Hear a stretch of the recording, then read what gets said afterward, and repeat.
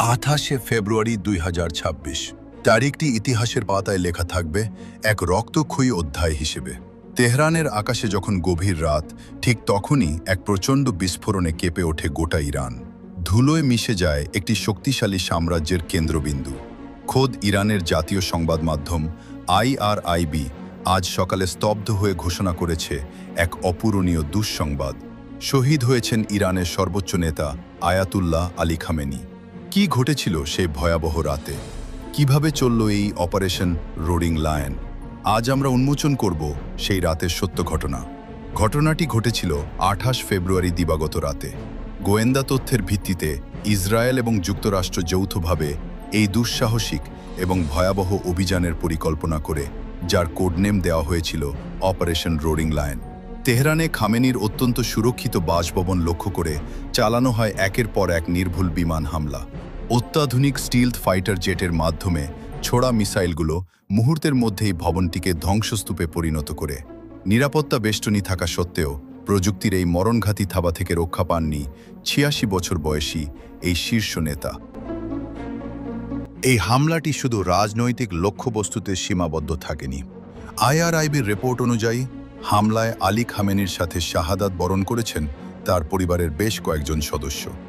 এর মধ্যে রয়েছেন তার নিজ কন্যা, নাতি এবং পুত্রবধূ। ১ মার্চ সকালে যখন সারা বিশ্বের চোখ তেহরানের দিকে, তখন ইরান সরকার আনুষ্ঠানিকভাবে এই মৃত্যুর খবর নিশ্চিত করে। দেশে ঘোষণা করা হয়েছে ৪০ দিনের রাষ্ট্রীয় শোক এবং ৭ দিনের সাধারণ ছুটি। পুরো ইরান আজ যেন এক স্তব্ধ নগরী। এই ঘটনা জানাজানি হওয়ার পর বিশ্বজুড়ে তোলপাড় শুরু হয়েছে। ওয়াশিংটন থেকে এই হামলাকে এক নতুন যুগের শুরু হিসেবে দাবি করা হলেও রাশিয়া ও চীন একে অমানবিক ও আন্তর্জাতিক আইনের চরম লঙ্ঘন বলে অভিহিত করেছে। মুসলিম বিশ্বের প্রতিটি কোণ থেকে আসছে তীব্র প্রতিক্রিয়া। ইরানের রাজপথে হাজার হাজার মানুষ নেমে এসেছে, যাদের চোখে অশ্রু আর মুখে রয়েছে চরম প্রতিশোধের স্লোগান। কিন্তু প্রশ্ন হলো, এই শূন্যতা কি ইরান পূরণ করতে পারবে? আয়াতুল্লাহ আলী খামেনির এই প্রস্থান শুধু ইরানের জন্য নয়, বরং পুরো মধ্যপ্রাচ্যের রাজনীতির মোড় ঘুরিয়ে দিয়েছে। কিন্তু এই হামলার পেছনে আসল ষড়যন্ত্র কী ছিল? কেনই বা আমেরিকা ও ইসরায়েল এই চরম পথ বেছে নিল? তা জানবো আমাদের আজকের ভিডিওতে। আয়াতুল্লাহ আলী খামেনির মৃত্যু বিশ্ব রাজনীতিতে যে কম্পন সৃষ্টি করেছে, তার রেশ এখনও কাটেনি। কিন্তু সাধারণ মানুষের মনে এখন একটাই প্রশ্ন, কেন এই অসময়ে ইরানের ওপর এত বড় হামলা চালানো হলো? কেনই বা আমেরিকা ও ইসরায়েল তাদের দীর্ঘদিনের ছায়াযুদ্ধ বাদ দিয়ে সরাসরি সংঘাতে জড়িয়ে পড়ল? আজ আমরা উন্মোচন করব সেই পর্দার আড়ালের ভূ রাজনীতি, যার লক্ষ্য ছিল ইরানকে চিরতরে পঙ্গু করে দেওয়া। হামলার প্রধান এবং প্রথম কারণ ইরানের পারমাণবিক কর্মসূচি। গোয়েন্দা রিপোর্ট অনুযায়ী ২০২৬ সালের শুরুতে ইরান তাদের ইউরেনিয়াম সমৃদ্ধকরণ এমন এক পর্যায়ে নিয়ে গিয়েছিল, যেখান থেকে পরমাণু বোমা তৈরি ছিল মাত্র কয়েকদিনের ব্যাপার। ২০২৫ সালের জুনেও একবার এই কর্মসূচি বন্ধ করতে সাইবার এবং ড্রোন হামলা চালানো হয়েছিল, কিন্তু ইরান দমে থাকেনি। ইসরায়েলের দাবি ছিল, ইরান যদি একবার পরমাণু শক্তিধর হয়ে যায়, তবে মধ্যপ্রাচ্যের মানচিত্র বদলে যাবে। আর এই রেড লাইন পার হওয়ার আগেই অপারেশন রোরিং লায়নের মাধ্যমে ইরানের মেরুদণ্ড ভেঙে দেওয়ার চেষ্টা করা হয়েছে। দ্বিতীয় কারণটি হল দীর্ঘদিনের ছায়াযুদ্ধ বা শ্যাডো ওয়ার। দশকের পর দশক ধরে লেবাননের হিজবুল্লাহ, ফিলিস্তিনের হামাস এবং ইয়েমেনের হুথিদের ইরান সরাসরি সামরিক ও অর্থনৈতিক সমর্থন দিয়ে আসছে। ইসরায়েলের অভিযোগ, তাদের সীমান্তের প্রতিটি অশান্তির পেছনে রয়েছে তেহরানের হাত। গত কয়েক বছরে এই ছায়াযুদ্ধ আর আড়ালে থাকেনি। সিরিয়া ও লেবাননে ইরানি কমান্ডারদের লক্ষ্য করে ইসরায়েলের বারবার হামলা ইরানকে ক্ষিপ্ত করে তোলে। ফলে দুই দেশ একে অপরের ভূখণ্ডে সরাসরি আক্রমণ শুরু করে, যার চূড়ান্ত রূপ আমরা দেখলাম খামেনির বাসভবনে এই ভয়াবহ হামলার মাধ্যমে। সবচেয়ে গুরুত্বপূর্ণ রাজনৈতিক মোড় হল মার্কিন প্রেসিডেন্ট ডোনাল্ড ট্রাম্পের অনমনীয় অবস্থান। ক্ষমতায় আসার পর থেকেই ট্রাম্প ইরানের ওপর সর্বোচ্চ চাপ প্রয়োগের নীতি গ্রহণ করেন। তিনি প্রকাশ্যে ইরানের বর্তমান শাসন ব্যবস্থা পরিবর্তনের অর্থাৎ রেজিম চেঞ্জের ডাক দিয়েছিলেন। হামলার পর হোয়াইট হাউস থেকে দেওয়া এক বিবৃতিতে ট্রাম্প একে ইরানি জনগণের জন্য মুক্তির সুবর্ণ সুযোগ হিসেবে বর্ণনা করেছেন। আমেরিকার লক্ষ্য স্পষ্ট, খামেনির শাসনের পতন ঘটিয়ে মধ্যপ্রাচ্যে তাদের প্রভাব পুনরুদ্ধার করা এবং ইরানের তেল ও কৌশলগত অবস্থানের ওপর নিয়ন্ত্রণ আনা। পারমাণবিক জেদ, আঞ্চলিক আধিপত্য আর মার্কিন রাজনৈতিক উচ্চাকাঙ্ক্ষা, এই তিনের মিশেলেই ধ্বংস হয়েছে তেহরানের সেই প্রাসাদ। কিন্তু প্রশ্ন থেকে যায়, এই অস্থিরতার মাঝে ইসলামের প্রাচীন ভবিষ্যৎবাণীগুলো কি বলছে? পারস্যের এই ভূমি নিয়ে কি বলেছিলেন আমাদের প্রিয় নবী করিম সাল্লাল্লাহু আলাইহি ওয়াসাল্লাম? তা কি বর্তমান পরিস্থিতির সাথে মিলে যাচ্ছে? আজকের ইরান হয়তো যুদ্ধের আগুনে পুড়ছে, ধোঁয়া আর বারুদের গন্ধে আকাশ ভারী হয়ে আছে। কিন্তু এই মাটির এক অন্য ইতিহাস আছে, এক অন্য পরিচয় আছে, যে পরিচয় আজ থেকে ১৫০০ বছর আগে স্বয়ং মানবতার দূত বিশ্বনবী হজরত মোহাম্মদ সাল্লাল্লাহু আলাইহি ওয়াসাল্লাম দিয়ে গেছেন। যখন পুরো বিশ্ব অন্ধকারাচ্ছন্ন, তখন নবীজি সাল্লাল্লাহু আলাইহি ওয়াসাল্লাম পারস্যের এই ভূমি নিয়ে এমন কিছু ভবিষ্যৎবাণী করেছিলেন যা শুনলে আজও মুমিনের হৃদয় জুড়িয়ে যায়। পারস্যের সাথে ইসলামের সম্পর্কের সূচনা হয়েছিল একজন মহান মানুষের মাধ্যমে, যার নাম হজরত সালমান ফার্সি রাদিয়াল্লাহু আনহু। তিনি সত্যের সন্ধানে পারস্য থেকে সুদূর মদিনায় এসেছিলেন। একদিন সাহাবীদের মজলিসে নবীজি সাল্লাল্লাহু আলাইহি ওয়াসাল্লাম বসেছিলেন। তখন পারস্যের ভবিষ্যৎ নিয়ে প্রশ্ন উঠল। নবীজি সাল্লাল্লাহু আলাইহি ওয়াসাল্লাম ভালোবেসে সালমান ফার্সি রাদিয়াল্লাহু আনহুর কাঁধে হাত রাখলেন। এই একটি স্পর্শই যেন বদলে দিল পারস্যের মর্যাদা। তিনি কি বলেছিলেন সেই মাহেন্দ্রক্ষণে? চলুন জেনে নিই সহিহ হাদিসের আলোকে। সহিহ বুখারী ও মুসলিম শরীফের অত্যন্ত নির্ভরযোগ্য হাদিসে বর্ণিত হয়েছে, নবীজি সাল্লাল্লাহু আলাইহি ওয়াসাল্লাম ইরশাদ করেন, যদি ঈমান সুরাইয়া নক্ষত্রপুঞ্জের সমান দূরেও চলে যায়, অর্থাৎ মানুষের নাগালের বাইরে অত্যন্ত উঁচুতে চলে যায়, তবে পারস্যের কিছু লোক সেখান থেকেও তা খুঁজে বের করে নিয়ে আসবে। বুখারী 4897, মুসলিম 2546। সুবহানাল্লাহ! চিন্তা করে দেখুন, নবীজি সাল্লাল্লাহু আলাইহি ওয়াসাল্লাম পারস্যের মানুষের ঈমানের একাগ্রতা এবং তাদের সাহসিকতাকে কতটা উঁচুতে স্থান দিয়েছেন। পারস্য বর্তমান ইরান অঞ্চল। এর মানে হলো, পরিস্থিতি যত কঠিনই হোক, পারস্যের একদল মানুষ সবসময় হকের ওপর অটল থাকবে। ইতিহাস সাক্ষী, নবীজি সাল্লাল্লাহু আলাইহি ওয়াসাল্লামের এই ভবিষ্যৎবাণী অক্ষরে অক্ষরে সত্য হয়েছে।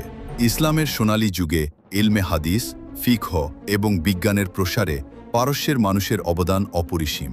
আপনি কি জানেন, হাদিসের শ্রেষ্ঠ ৬টি কিতাব বা শিহা সিত্তাহের প্রায় সব ইমামই ছিলেন পারস্য বা বৃহত্তর ইরান অঞ্চলের।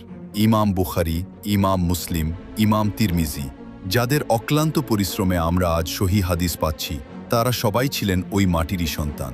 এটিই প্রমাণ করে যে ইরানি বা পারস্যের লোকেরা ঐতিহাসিকভাবেই অত্যন্ত মেধাবী এবং ইসলামের প্রতি পরম অনুগত।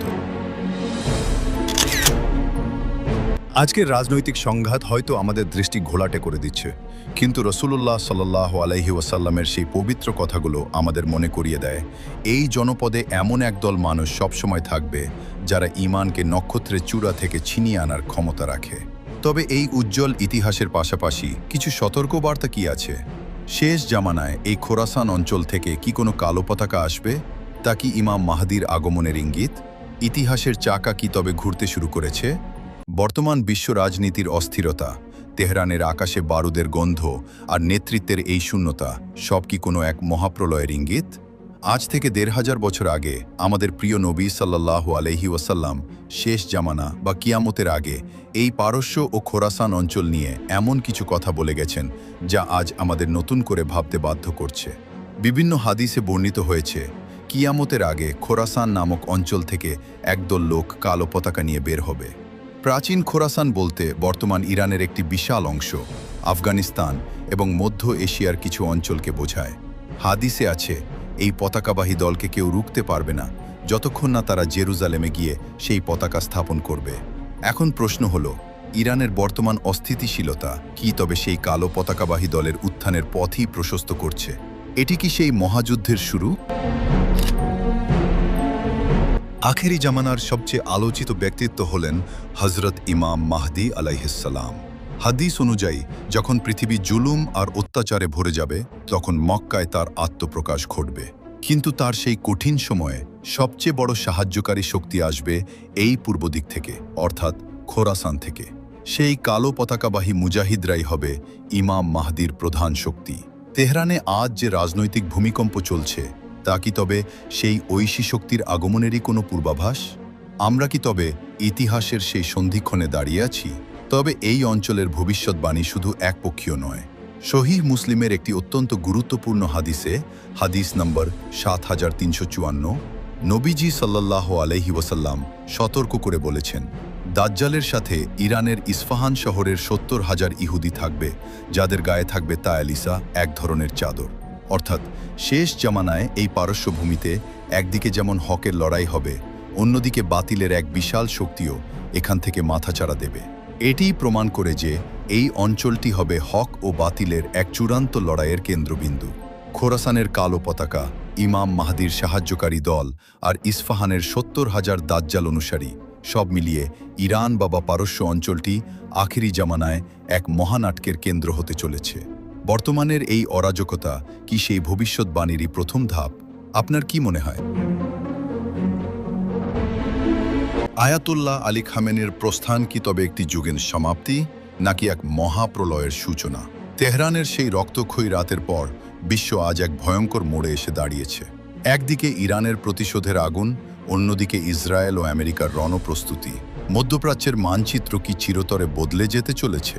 ইতিহাসের চাকা কি আমাদের নিয়ে যাচ্ছে সেই কাঙ্ক্ষিত মালহামা বা মহাযুদ্ধের দিকে? খামেনির মৃত্যুর পর ইরানি রাজনীতিতে তৈরি হয়েছে এক বিশাল শূন্যতা। বর্তমানে প্রেসিডেন্ট মাসুদ পেজেশকিয়ান এবং বিচার বিভাগীয় প্রধানের সমন্বয়ে গঠিত একটি অন্তর্বর্তীকালীন কাউন্সিল দেশ পরিচালনা করছে। কিন্তু প্রশ্ন হলো, খামেনির মতো আকাশচুম্বী প্রভাব কি আর কারো পক্ষে অর্জন করা সম্ভব? পর্দার আড়ালে চলছে ক্ষমতার লড়াই। এই চরম সংকটের মুহূর্তে ইরান কি গৃহযুদ্ধের দিকে যাবে, নাকি নতুন কোনো কঠোর সামরিক নেতার উত্থান ঘটবে? তা নিয়েই এখন সারা বিশ্বের গোয়েন্দা সংস্থাগুলোর চলছে চুলচেরা বিশ্লেষণ। ইরান চুপ করে বসে নেই। খামেনির হত্যার কয়েক ঘন্টার মধ্যেই অপারেশন ট্রু প্রমিস ৩-এর আওতায় ইরান থেকে শত শত ব্যালিস্টিক মিসাইল ছোড়া হয়েছে ইসরায়েলের দিকে। মধ্যপ্রাচ্য এখন এক বিশাল বারুদের স্তূপ। রাশিয়া ও চীন এই হামলার তীব্র নিন্দা জানিয়ে ইরানকে সমর্থনের ইঙ্গিত দিয়েছে। অন্যদিকে ন্যাটো জোট দাঁড়িয়েছে ইসরায়েলের পাশে। এই মেরুকরণ কি আমাদের তৃতীয় বিশ্বযুদ্ধের দিকে ঠেলে দিচ্ছে? যদি এই সংঘাত না থামে, তবে হয়তো পারমাণবিক অস্ত্রের ঝনঝনানি শুনতে আর বেশি সময় লাগবে না। আমরা আগে দেখেছি খোরাসান এবং পারস্য নিয়ে নবীজি সাল্লাল্লাহু আলাইহি ওয়াসাল্লামের সেই ভবিষ্যৎবাণীগুলো। বর্তমানের এই অরাজকতা কি সেই ইমাম মাহদির আগমনের প্রেক্ষাপট তৈরি করছে? মুসলিম বিশ্বের জন্য এটি এক বড় পরীক্ষার সময়। একদিকে বহিঃশত্রুর আক্রমণ, অন্যদিকে অভ্যন্তরীণ অনৈক্য। ইতিহাসের এই সন্ধিক্ষণে দাঁড়িয়ে আমাদের মনে রাখতে হবে, বিজয় সব সময় হকেরই হয়। ইরান আজ যে সংকটের মধ্য দিয়ে যাচ্ছে তা হয়তো পুরো উম্মাহর ভাগ্য পরিবর্তনের একটি সোপান মাত্র। আজকের ভিডিওতে আমরা চেষ্টা করেছি ইরানের বর্তমান সংকট, খামেনির শাহাদাত এবং প্রাচীন ভবিষ্যৎবাণীর যোগসূত্র আপনাদের সামনে তুলে ধরতে। পৃথিবী আজ এক কঠিন সময় পার করছে। আসুন আমরা সকলে দোয়া করি, মহান আল্লাহ যেন মুসলিম উম্মাহকে হেফাজত করেন এবং আমাদের সত্য পথে চলার তৌফিক দান করেন। রহস্যময় এই পৃথিবীর এই বিশেষ ভিডিওটি আপনার কেমন লেগেছে তা কমেন্টে জানাতে ভুলবেন না। দেখা হবে নতুন কোনো সত্য রহস্য নিয়ে। ততক্ষণ পর্যন্ত ভালো থাকুন, সুস্থ থাকুন। আল্লাহ হাফেজ।